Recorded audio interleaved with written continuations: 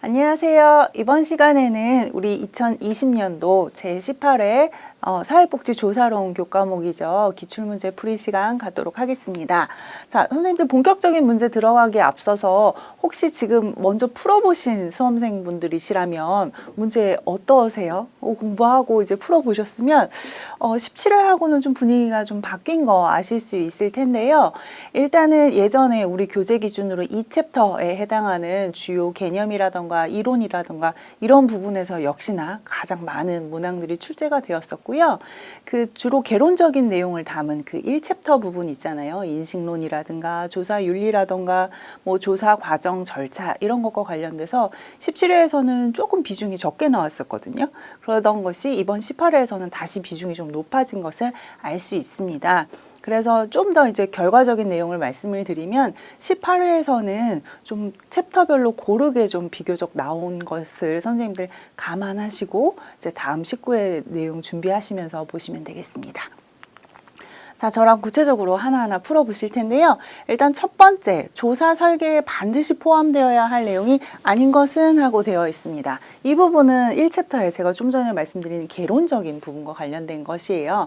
그래서 우리가 사회조사를 수행한다라고 했을 때 그런 일련의 프로세스들이 있죠. 그런 부분을 다 이 학습자가 알고 있는가를 확인하는 문항이라고 할 수 있겠습니다.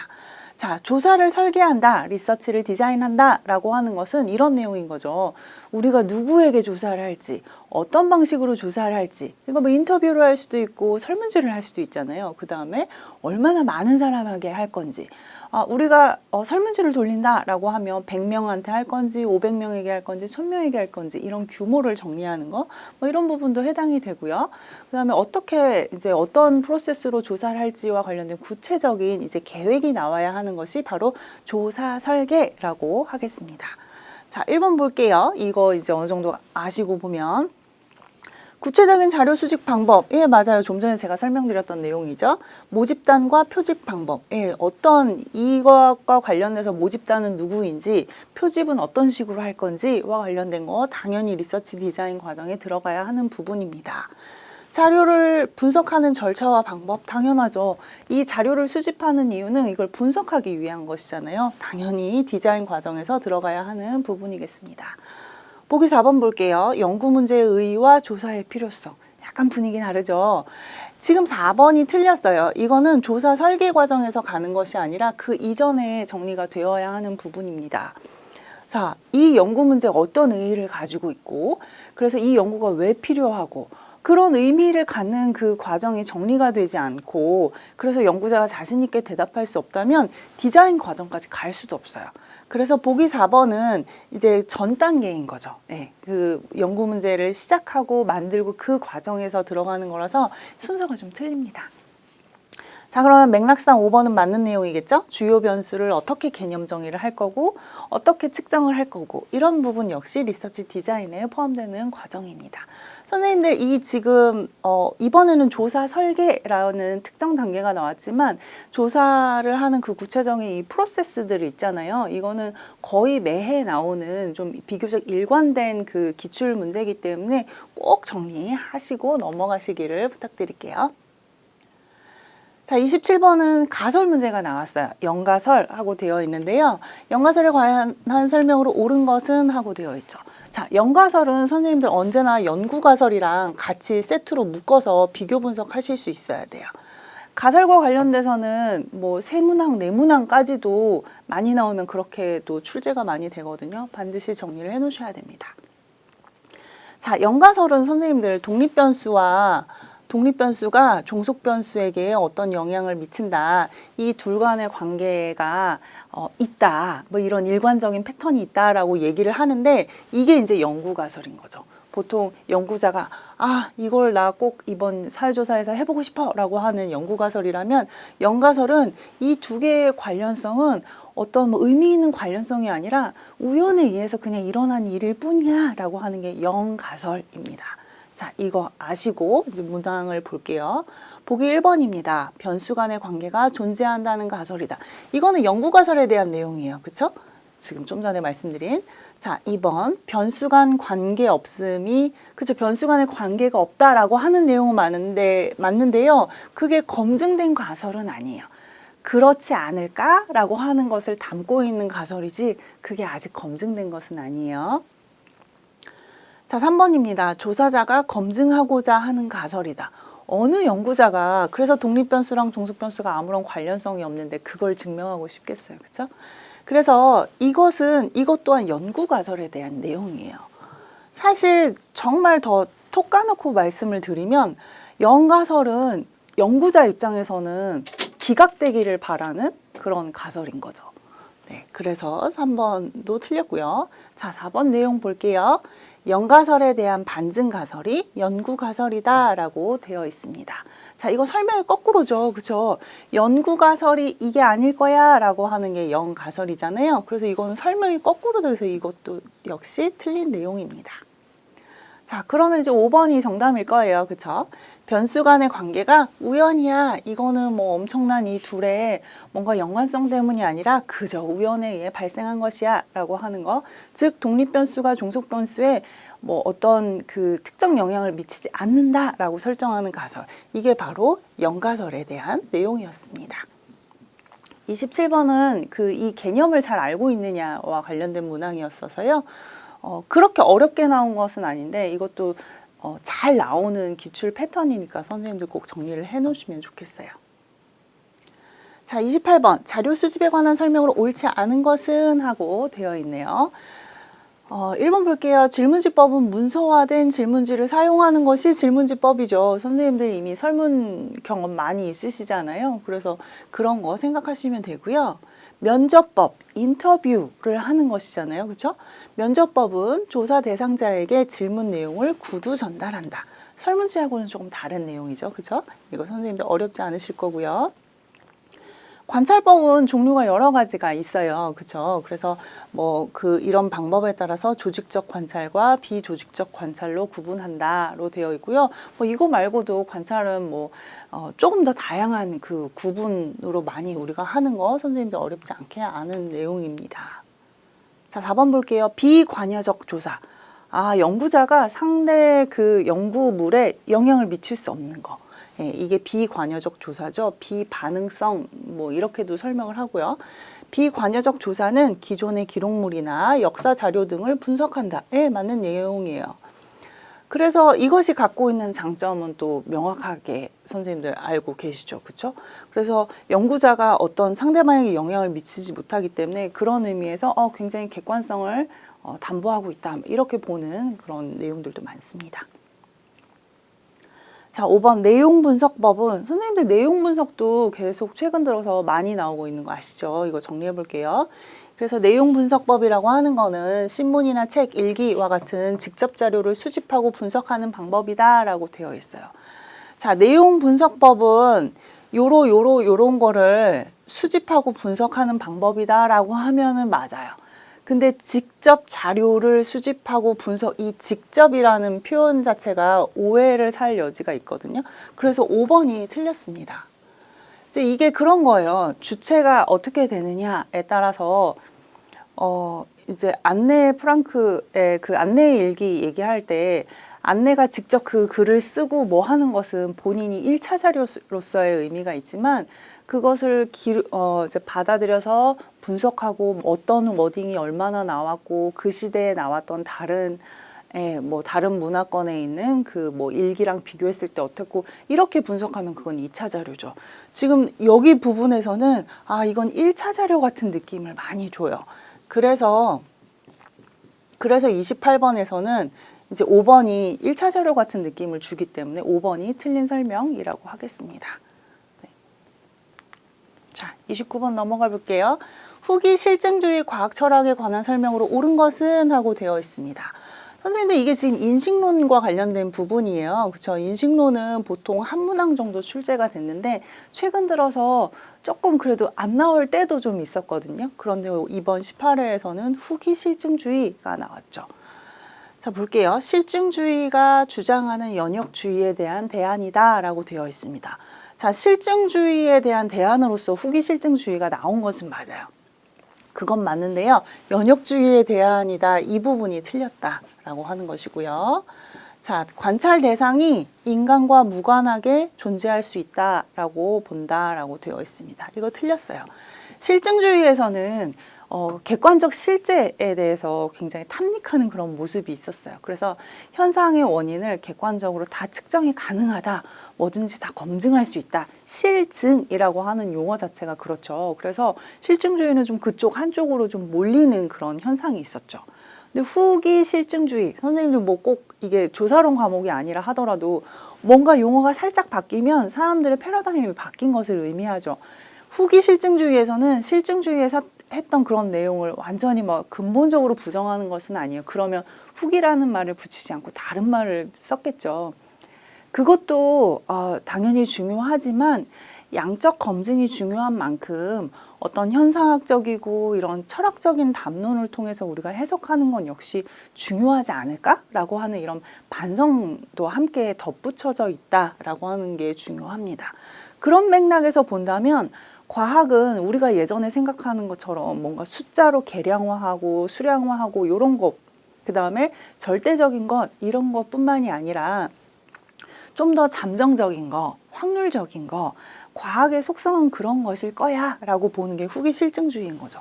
그래서 3번의 내용이 딱 맞는 내용이에요. 네, 그래서 여기 29번에서는 3번이 정답이고요. 4번과 5번은 틀린 내용이겠죠? 그죠? 볼게요. 관찰의 이론 의존성을 부인한다. 네, 뭐 좀 이상한 표현이고요. 과학은 혁명적으로 변화한다고 본다. 이거는 쿤 얘기잖아요. 그래서 그 패러다임 시프트 얘기하면서 했던 거고요. 후기 실증주의 과학 철학하고는 관계가 없는 내용으로 우리가 정리해 볼 수 있겠습니다. 자, 이제 30번 볼까요? 30번은 변수에 대한 질문이에요. 변수도 참 문제 내기가 좋아요. 일단 개념들이 많이 나오면 출제자 입장에서는 문제 제출하는 이제 만드는 게 훨씬 더 쉬운 거죠. 17회에서도 변수는 3문항, 4문항 정도 꼴로 나왔었고요. 이번에도 변수가 여러 문항 선생님들 눈에 띄실 겁니다. 일단 지금 첫 번째 변수 문제는 30번에서 등장을 하고 있어요.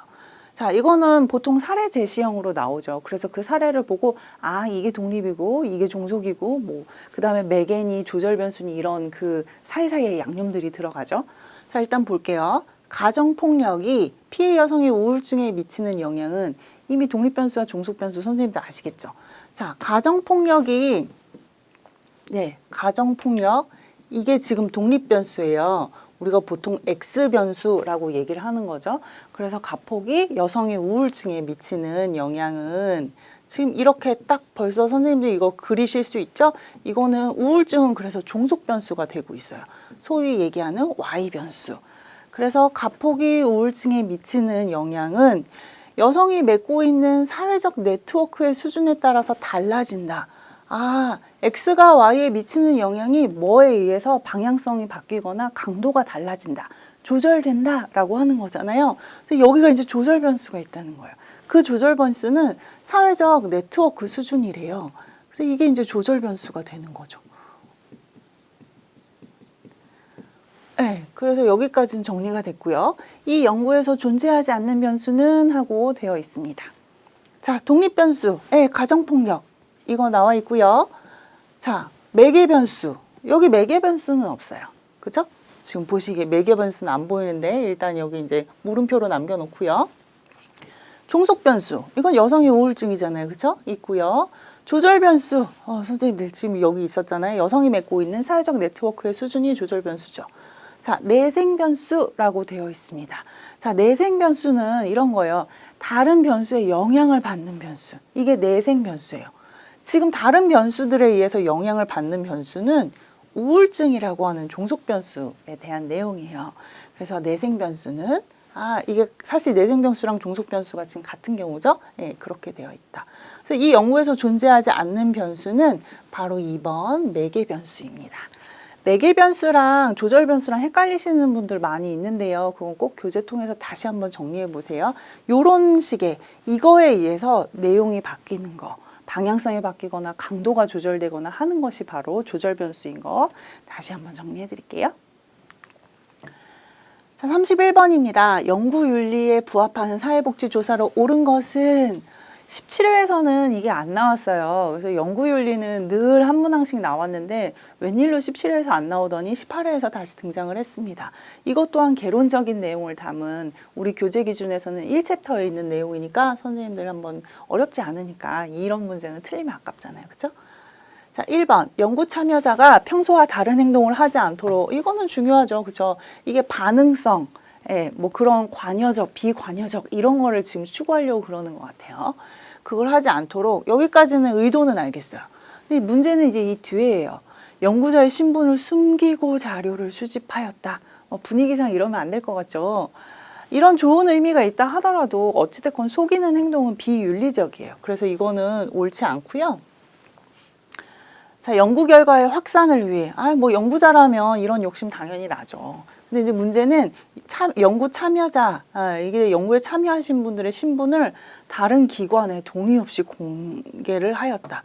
요즘에 이러면 큰일 나죠, 그렇죠?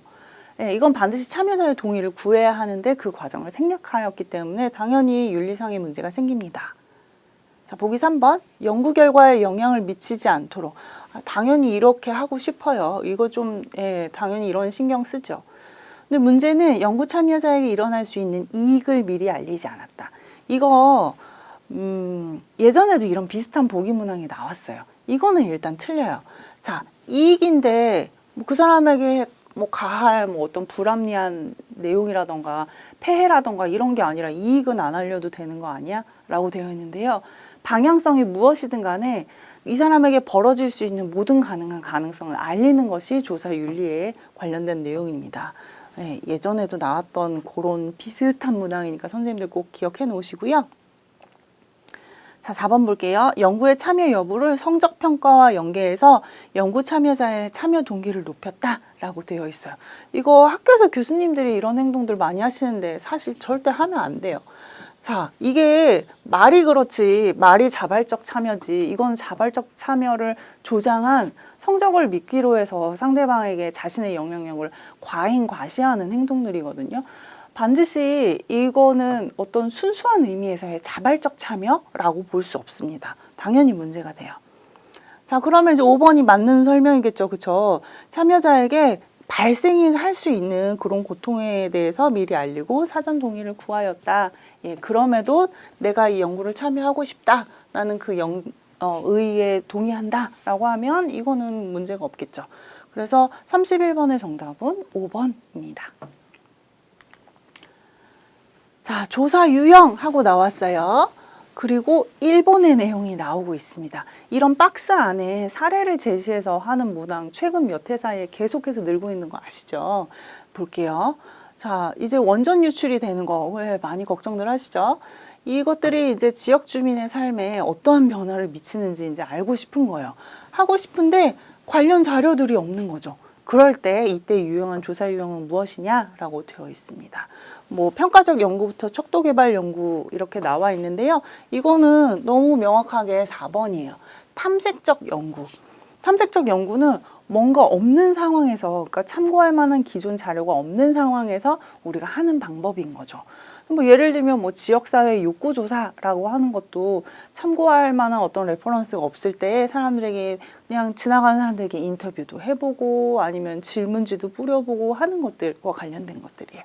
그래서 32번의 정답은 4번 선생님도 쉽게 고르실 수 있을 것으로 보입니다. 자, 33번 볼게요. 가설에 관한 설명으로 옳은 것을 모두 고른 것은 되어 있어요. 17회에도 가설 설명은 그 문항이 많이 나왔었죠. 볼게요. 이론적 배경을 가져야 한다라고 되어 있어요. 자, 뭐뭐 카더라 하는 거, 이른바 카더라 통신. 가설은 그러면 안 돼요. 그냥 왠지 그럴 것 같아서. 이건 가설이 아니에요. 가설은 반드시 이론에서 도출되어야 합니다. 자, 니은 변수 간의 관계를 가정한 문장이다. 뭐뭐 하면 뭐뭐 할 것이다. 뭐뭐와 뭐뭐는 서로 긍정적인 방향으로 함께 이 방향성을 같이 갈 것이다. 이런 것들이 있잖아요. 보통 그렇죠. 가설의 모양들은. 자, 디귿 볼게요. 가설을 구성함으로써 연구 문제가 도출된다라고 되어 있어요. 이거 순서가 바뀌었어요. 연구 문제가 먼저 있고 그 연구 문제를 증명하기 위해서 아, 내가 알고 싶은 건 이건데 그럼 가설은 이렇게 정할게. 요거 하면 요거 할 것이다. 뭐 요거 하면 뭐 관련성이 있을 것이다. 이렇게 하는 거예요. 그래서 이건 순서가 틀렸어요. 그렇고요. 자리를 창의적 해석이 가능하도록 개방적으로 구성되어야 한다. 선생님들 이거 어떠세요? 이게 듣기에 꽤 그럴듯해 보여요. 근데 일단 결과적으로는 틀렸고요. 창의적 해석이 가능하도록 이게 워딩이 꽤 괜찮잖아요. 좀 세련돼 보이고 그래서 그러는데요. 이렇게 개방적일 것 같으면 가설을 왜 세우겠어요, 그렇죠? 가설은 이렇게 뭐 완전 오픈되게 하는 게 아니라요. 명확하게 문서화 될 수 있어야 돼요. 그래야 가설로서 의미가 있습니다. 그래서 가설에 관한 설명으로 옳은 것을 모두 고른 것은 기역, 니은을 담고 있는 1번이 정답입니다. 가설은 선생님들 꼭 공부해 놓으셔야 돼요. 이거 가설 문제 많이 나오고 있고요. 계속해서 네, 많이 나오는 추세예요. 그래서 정리를 꼭 해보셔야 됩니다.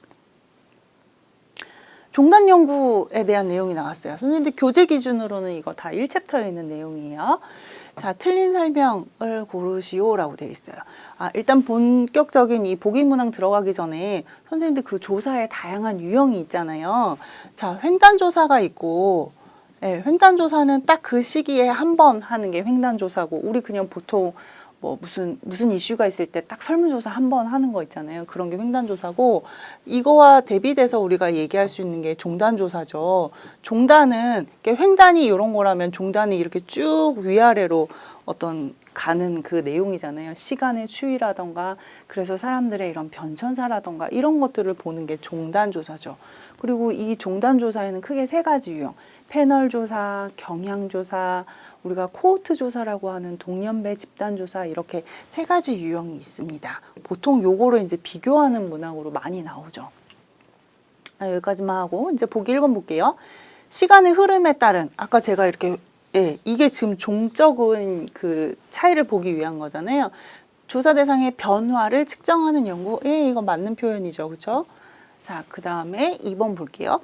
일정 기간의 변화에 대해서 가장 포괄적인 자료를 제공하는 것은 아까 말씀드린 그 패널 조사, 경향 조사, 동년배 집단 조사 중에서 동년배 집단 조사이다 라고 되어 있어요. 이건 틀려요. 횡단조사보다 종단조사가 훨씬 더 어떤 시간의 그런 기간에 따른 변화를 보여주는 것은 맞는데요. 그 아까 말씀드린 세 가지 중에서 동일인을 대상으로 해서 계속 반복 조사하는 것은 패널 조사예요. 그래서 이렇게까지 뭐 포괄적인 많은 내용을 한다라고 하면 종단 조사 내에서도 요것보다는 패널 자료다라고 되어 있는 거죠. 자, 그러면 막간 내용에서 좀 정리를 하면 패널 조사는 돈이 많이 들겠죠. 그죠? 그래서 그 사람들이 우리나라는 또 이주도 많이 한단 말이에요. 그러면 이사 가면 또 이사 가는 집까지 찾아가서 이 사람들을 관리하고 추적하고 이렇게 해야 된단 말이에요. 그래서 돈이 많이 드는 거다라고 하는 거 볼게요. 자, 바로 3번이 나왔네요. 네. 그래서 이런 문제 때문에 돈 많이 들죠. 아유, 당연하죠. 예, 당연합니다. 자, 일정 주기별 인구 변화에 대한 조사는 경향 연구이다. 예, 맞아요. 그래서 옛날에는 이랬는데 요즘 젊은이들의 생각은 이렇게 변했다라고 하는 것들도 마찬가지죠.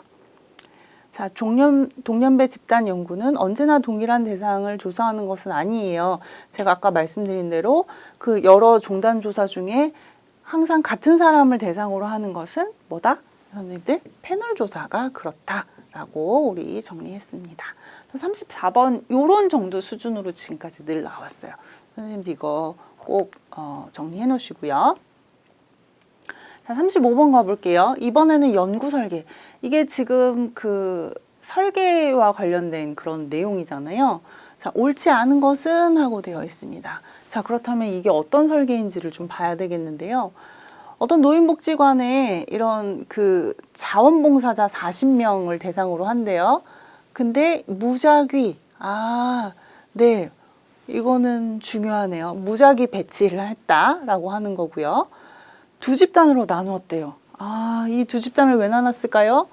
자, 이러면은 하나는 이제 그 실험 집단일 것이고, 네, 하나는 실험 집단, 하나는 통제 집단으로 구분을 했겠죠, 그렇죠? 그래야지 비교를 할 수 있으니까요. 이렇게 구분을 했대요. 그 다음에 이 두 집단에게 사전 검사를 했나요? 여기 워딩상으로는 그런 표현은 없어요. 사전 검사는 안 했어요. 아, 그러면 사전 검사는 뺐네. 그러면 사후 검사는 했는지 볼게요. 10주 후에 두 집단 간의 자원봉사 만족도를 비교 분석하였다. 네, 사후 검사는 했어요. 자, 웬만한 많은 것들을 다 충족시키고 있어요. 그러면 이 설계와 관련돼서 순수 실험 설계 중에 하나겠구나. 이제 선생님들 아셔야 되고, 그 중에서 순수 집단 그 설계에서 사전 검사를 안 했잖아요, 선생님들. 그래서 여기에서는 뭐냐면 통제 집단 사후 검사 설계라는 것을 알 수 있습니다. 통제 집단 사후 검사 설계. 이거 어렵게 나오면 진짜 어려운데 이번에는 좀 쉽게 나온 편인 것 같아요. 예, 그래서 무작위 할당이니 뭐니 이건 다 보셨죠? 자, 그러면 우리가 이제 이게 어떤 검사인지를 알았어요.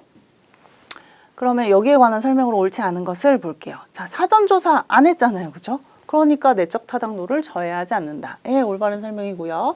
무작위, 예, 처음에 40명 무작위로 골라서 20명, 20명씩 나눴다고 그랬잖아요. 예, 맞아요. 내적 타당도에 조금 문제가 없겠죠. 자, 3번 볼게요. 통제 집단을 확보하기 어려울 때 사용할 수 있는 설계이다. 아니, 여기 지금 실험 집단하고 통제 집단 나눴잖아요. 그쵸? 이거는 그래서 틀린 설명이죠. 4번 볼까요? 사전 검사를 하지 않아도 집단 간 차이를, 예, 이게 무작위로 나눴기 때문에 그렇죠. 통제 집단 전후 비교에 비해서 설계가 간단해서 사회조사에서 많이 활용된다. 네, 맞아요. 아까 통제 집단 사전 사후 검사 설계보다는 조금 더 간편해요. 하나 그 내용이 줄어들었기 때문에. 그래서 35번은 3번으로 선생님들 쉽게 고르실 수 있을 것 같아요. 비교적 쉽게 나온 편이에요. 네.